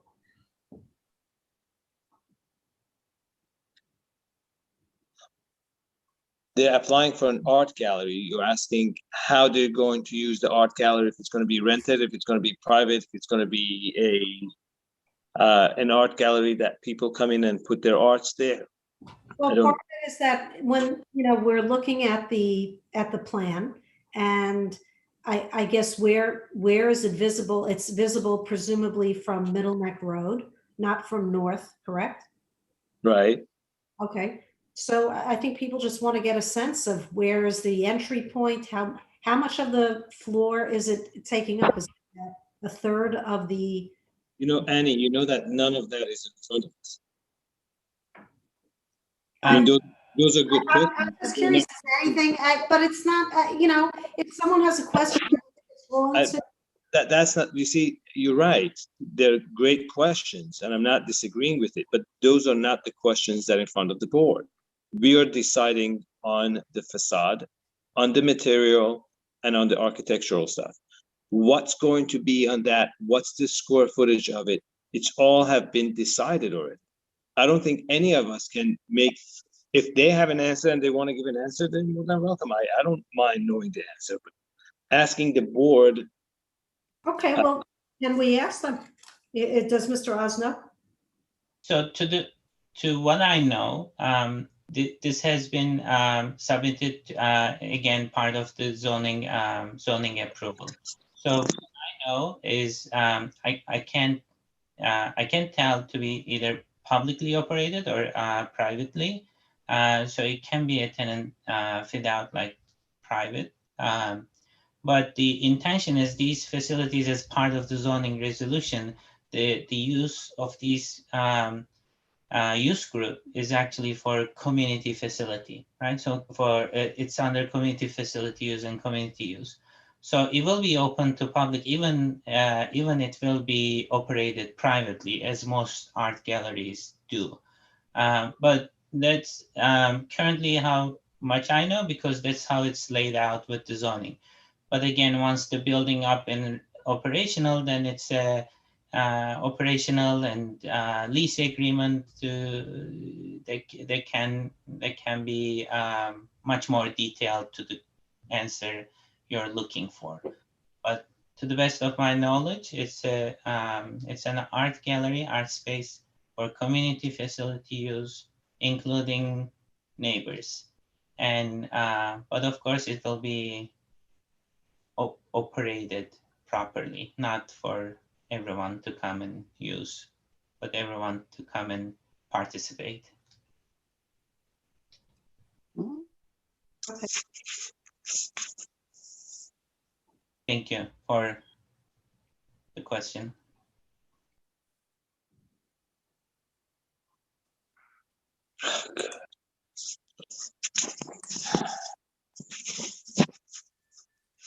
Any other comments?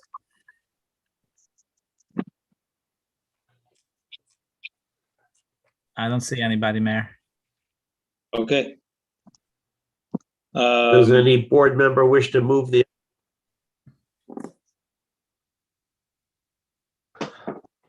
I move it. Moved by trustee Hope. Is there a second on that motion? Second. Seconded. Any discussion on the motion?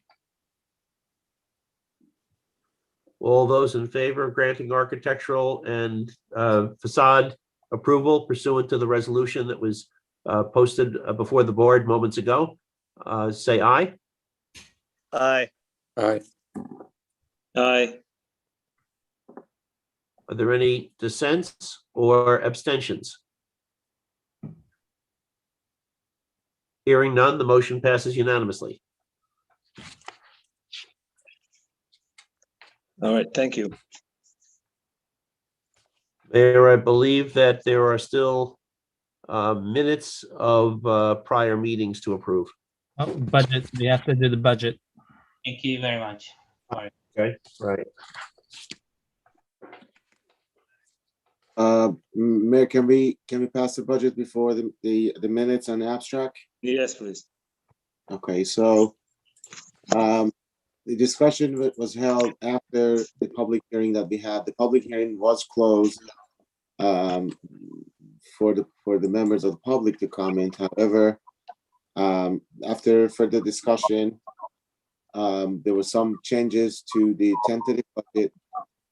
The changes are either on this page. Just a moment, I'm pulling it up. So here it is. Sorry about that.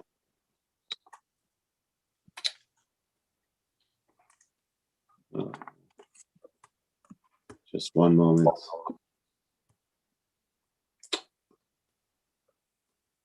Here's the agenda. Sorry about that.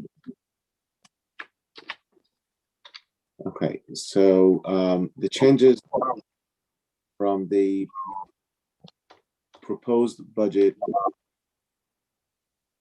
to the tentative budget to the budget that is in front of you is actually a decrease of $29,000. There's a 9 different in the legislative personal services, which is the salary. It was originally budgeted at $28,800, reduced to $9,000. The other one is for legislative consultant, increased by $2,500. There is an increase in a judicial salary to possible hiring of a part-time court clerk for $10,500. Enforcement. Abraham, there's a lot of noise interference. Could everybody else mute, please?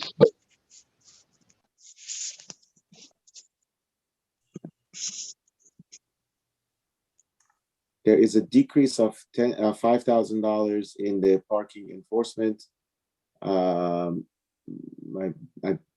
parking enforcement, and then there is under the clerk treasurer department, due to leaving of one of the employees just this week, there's a $33,000 decrease that is adjusted for hiring leaving that position and hiring someone else instead. Village Hall overtime has been reduced from 6,500, I'm sorry, 10,000 to 6,500. The personal services for the safety inspection, that is the building department, has increased by 3,500, as well as the street administration. This was my oversight. It should have been 267,000. I put down 262,000. And there's a debt service, $82 fees that we have to pay. That was also my oversight that has been added to the budget. Overall, there's a decrease of $29,000 from the tentative budget to the budget that is in front of you to be voted on. I have explained the budget in the previous meeting. Just very briefly, there is no change in the overall tax levy. There is a increase in our non-homestead value. That is always a good news because that causes the homestead value and taxes to go slightly lower. The homestead class tax rate here will be 2.56. That means if per thousand, that means if there is a house in the village that is worth $1 million, you divided that by 1,000, and the remaining 1,000 you multiply it by 2.56. That means on $1 million house, the village tax is only $2,564. If you look at it overall, if we take out the $2 million that is coming from the unrestricted fund balance and is assigned to construction of the new village hall, there is actually a decrease of 6% overall from last year to this year in the budget. If there's any question from the members of the board, I'll be more than happy to answer. Otherwise, the resolution is in front of you.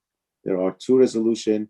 The first resolution is to pass the budget for June 1st, 2021 through May 31st, 2022.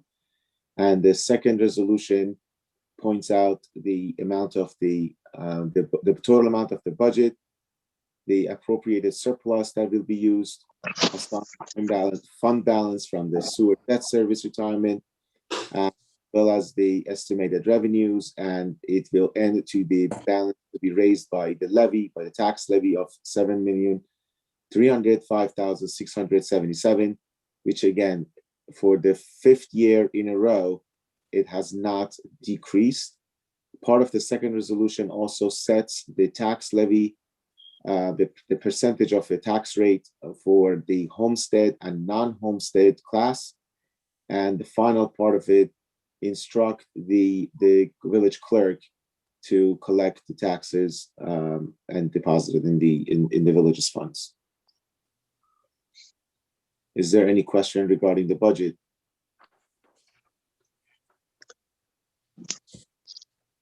Is there a motion?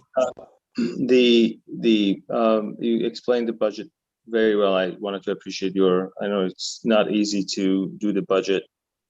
I am glad that we have been able to hold our levy pretty much steady. I know that some houses are going to get a lower tax amount this year than last year because the percentage that the non-homesteads have increased. I'm hoping that we can increase the non-homestead value significantly higher, and that can definitely help our taxes. I'm sure that can also help our school and county taxes as well, as the value of those non-homestead values go up. So it's great to see that we've been able to hold our taxes flat for the past 5 years, and I'm hoping to continue that for a bit longer. Any of the member of the board have a question? No, I want to compliment Abraham. Very good job. Great job, Abraham. Great job. Thank you. Thank you very much. Anyone from the public has a comment? David, I see David has his hand up. Yeah. Go ahead, David. Name and address for the record, Yeah, please. David Zlinziger, 15 Beach Road. Thanks to the clerk treasurer for sending me the additional materials. So I had a couple of questions, and I think I know the answers, but I have to hear you tell me. The revision that you just showed, does that mean that the salary increases for the 6 elected village officials are not going to happen? That is correct. It will remain the same for the past 12 years. And also, are all the 6 elected officials collecting their full salaries now? The full salary that we are talking about is $400 a month for trustees, $833 for the mayor, and $360 for associate judge. And I do not remember the per month, but per year. I'm sorry. Let me rephrase that. $3,600 per year for the associate judge and $7,200 per year for the elected judge. And they will remain the same. And to your question, yes. The answer to your question. I have another question, and again, on some of the extra materials that are in the budget, but that weren't up last time that you sent me. And this is from memory. I noticed there's approximately $25,000 in the budget authorized for shade trees, pretty much the same as the previous year. What I wonder is that enough to cover some of the damage from that Hurricane Isaias in August, where DPW had to kind of do a tremendous amount of work removing trees that had fallen down? I mean, I don't know how many trees are contemplated, but does the superintendent of DPW, if he's still around, is there any idea if that's enough, or perhaps should that amount be increased? Louis, you are here. The money that I put in there should be sufficient to replace any trees that were removed. Generally, as a whole, wherever we take a tree down, we try and put one back up. Sometimes that's just not possible, and for different various reasons, but we always try and put one up where we took one down. All right. Another question, again, totally different, but again, it wasn't up last time. I noticed that there's a provision, again, it's from memory, of about $61,000 or $62,000 to create a position called Director of Publicity. What is that, and what is that position for?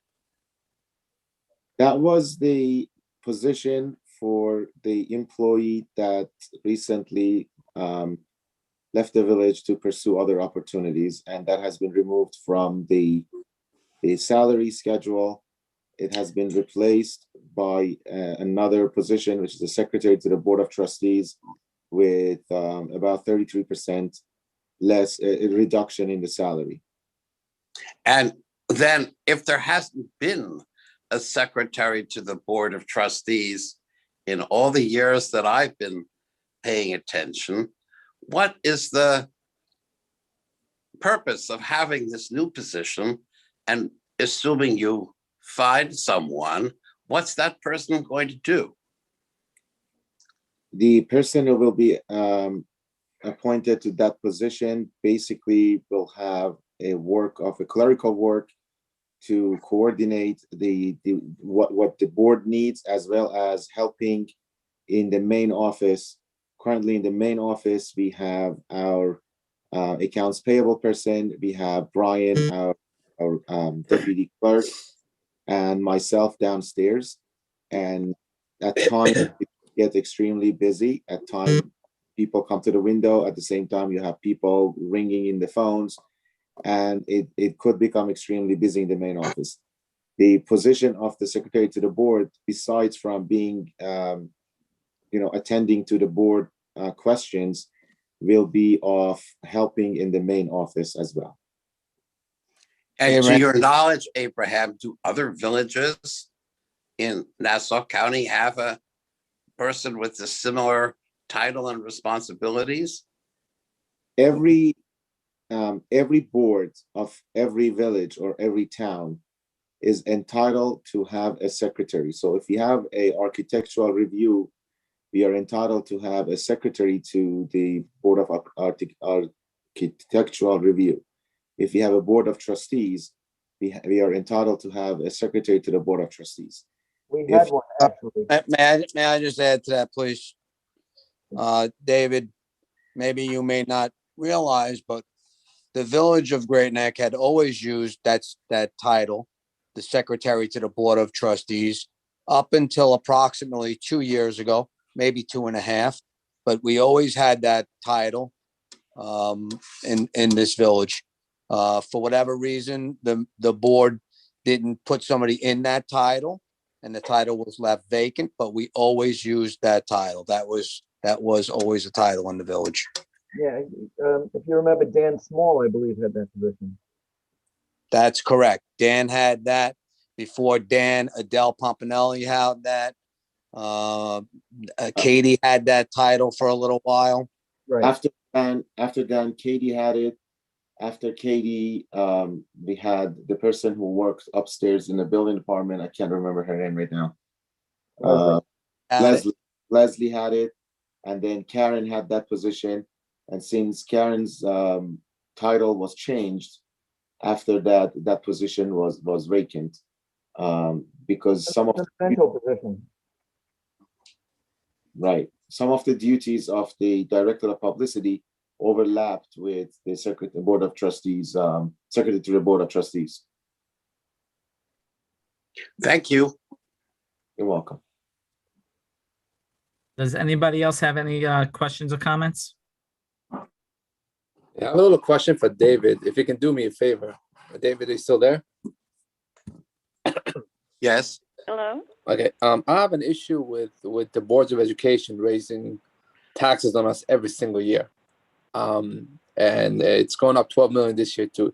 Is any way you can get in, basically start asking them questions why they keep raising without answering any questions to anybody? Well, this has nothing to do with the village budget that we're talking No, about. I'm talking about you personally. Something you could do for me and raise the question in the boards of education, if you don't mind. I'm sorry, I'm going to interject here. I don't think this is a platform to, that's something that you guys can discuss privately. I don't think the Board of Education or the taxes are up for. Has nothing to do with this. It does. I'm just asking you what's your opinion. All right, this is, can we just move on? Anyone else has comments? If anybody else has a comment, please state your name, address for the record. Brian, how do you unmute from if somebody is calling in? Is it *6? Yes, *6. If you are joining the meeting by phone, please, and you have a question or comment, please press *6. So you hear. If *6 isn't working, try #6.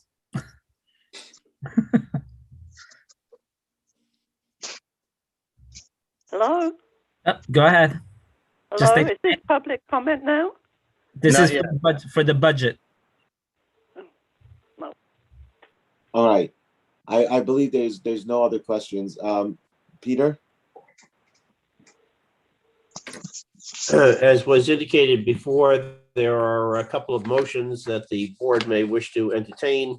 I believe they were put up on the screen. And this time, I'll treat them as actually three different motions. First is to adopt the budget for the fiscal year June 1, 21 through May 31, 22. Is there a motion to adopt the budget of estimated revenues and expenditures and the base proportions for homestead and non-homestead classes? Is there a motion? So moved. Moved by the deputy mayor, seconded. Second. Seconded by trustee Hope. All those in favor signify by saying aye. Aye. Aye. Any objections or abstentions? Hearing none, the motion passes unanimously. The second resolution is for the funds necessary. The second resolution is to authorize the village clerk to extend and carry out the role to be collected from the owners of the properties as specified in the budget. Moved by Stephen. Trustee Hope, seconded by Sobel. Deputy Mayor Sobel. Any discussion on that motion? Hearing none, all those in favor signify by saying aye. Aye. Aye. Any dissent or abstention? Motion carries unanimously. And the last resolution is that the following funds necessary to meet the obligations of the village for the fiscal year 21-22 be raised by levy of tax on all taxable property in the village as set forth on the 2020 assessment roll. Specifically, the total amount of the budget for fiscal year 21-22 as adopted by the board following the public hearing was $11,643,388. less appropriated surplus of $2,516,947, less assigned fund balance from sewer debt retirement of $35,613, less estimated revenues for 21-22 of $1,785,151, leaving a balance to be raised by tax levy of $7,305,677, and that the tax rate for the collection of the levy be fixed at 2.56464792 for homestead class properties and 3.99075 for non-homestead class properties per $1,000 of assessed valuation.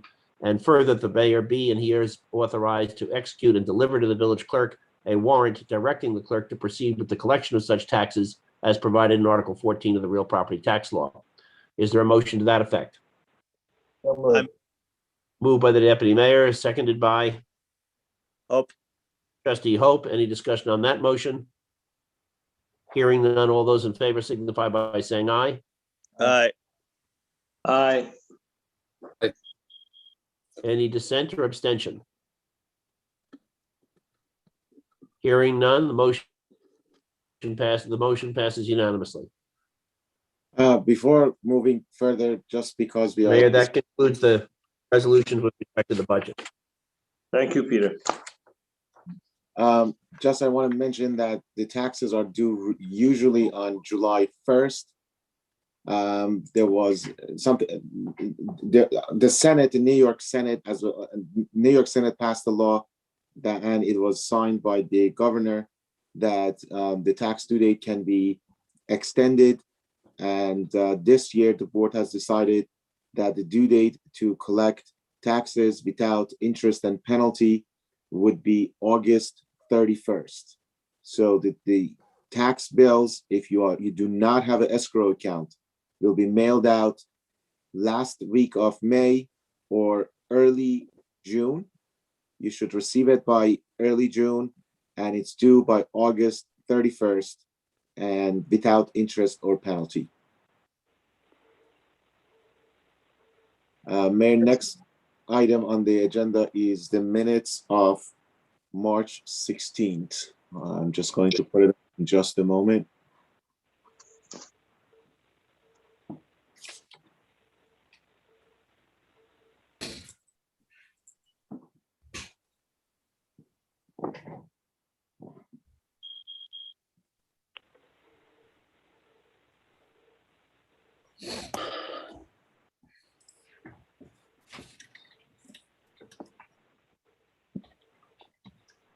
Please let me know when to go to the next page of the minutes.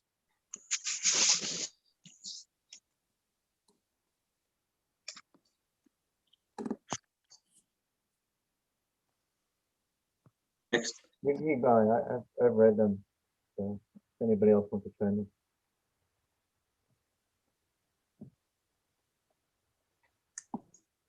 in. Next.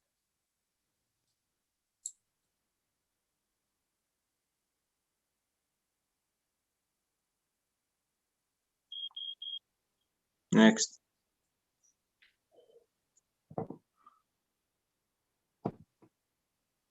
Okay. Is there a motion to adopt the minutes for the meeting on March 16, 2021? I move. Move it. Yes, it's moved by Trustee Hope, seconded by Trustee Kashi. All in favor, please signify by saying aye. Aye. Aye. Passed unanimous. The next item is the minutes for April 6, 2021 meeting.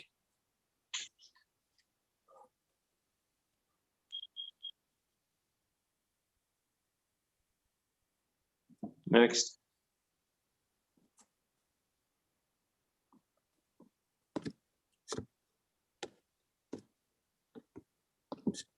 Next.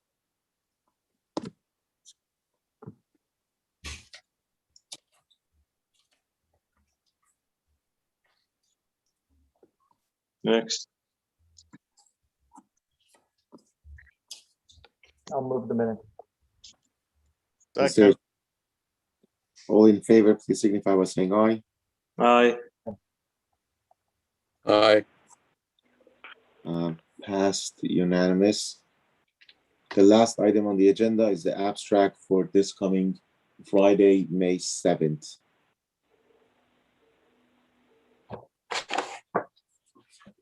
I looked at everything. I asked you questions. You answered them. So I'm making a motion to accept the abstract. Second. It's moved and seconded. All in favor, please signify by saying aye. Aye. Aye. Thank you. Passed unanimous. Public comments.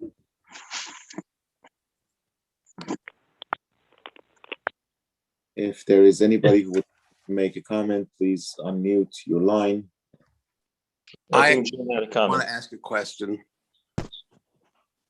Go ahead. Is it me now or Yeah. David? Whoever Let went Jean first. go. Let Jean go. Question. Yeah, question. How many on this 733 will there be workforce housing? How many units will be set aside for workforce? Hello? Again, this wasn't part of the presentation today, but I believe usually 10%, but I don't know.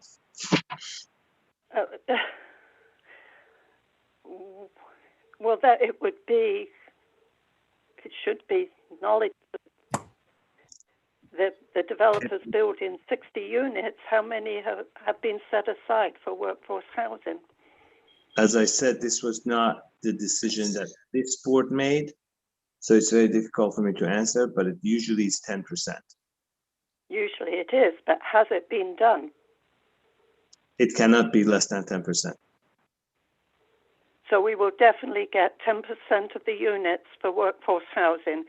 We can, you know what, Abraham, if you can get back to Jean on that after you find out, I appreciate it. Thank you. And the other question on the same building, have they paid anything, or will they be paying anything into the community benefit fund? No, because they did not get any incentive from this board. They have gone to BZA. And if you go to the BZA, then you don't have to pay anything. That's the code.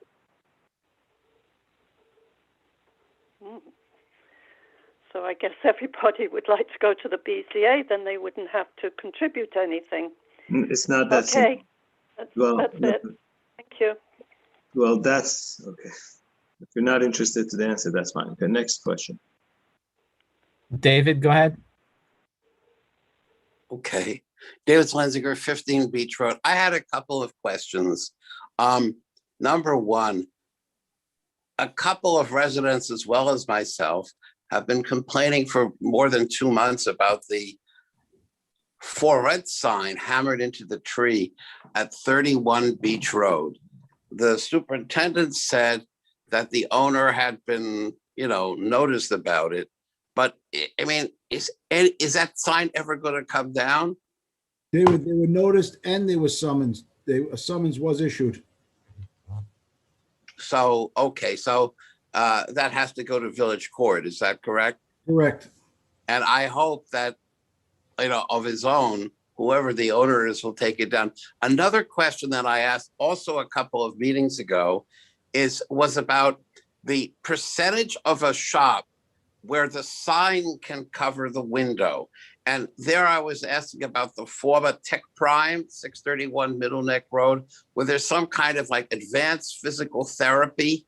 And on both the north and south side, the windows are completely covered with paper signs noted mentioning the names of the doctors and advanced physical. It covers the whole window. And now they've also stuck another sign about COVID vaccine here. My question was about the percentage of windows, on Middle Neck that can be covered like that.